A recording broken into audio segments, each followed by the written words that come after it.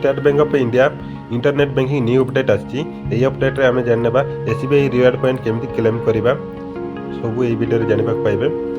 देखो आग भली ना ये अपडेट आप बहुत किसी चेंज हो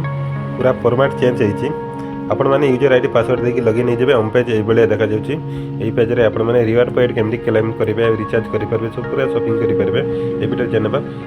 यहाँ क्लेम केमती करवा देखो रिवार्ड देखिपारे तापर यहाँ रिडीम ऑप्शन को जी वीडियो देखो आपण मानकर रिवार्ड पॉइंट केते अच्छी से देखिपारे देखो रिडीम करने आपण मान कॉर्नर को देखिथे रिडीम नाउ रिडीम नाउ लेखा अच्छी से क्लिक करने तापर आउ गोटे पेज को नहीं जाए यहाँ एग्री करदे यहाँ आउ गोटे पेज को जीव वेट कर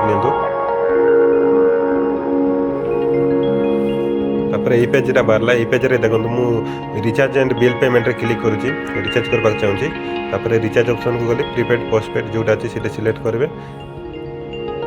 तापर ये आपण मानक मोबाइल नंबर एंटर करने पड़ो मोबाइल नंबर देदेवे कंट्री देदेवे केते टका रिचार्ज करेंगे ସେଇଟା भी प्लान सिलेक्ट करेंगे तापर सबमिट करदे ये शो कर तापर कन्फर्म रे क्लिक करदे देखो ये आपण मानक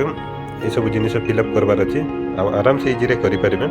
फटाफट करने सबमिट कर सारा कहबी आपको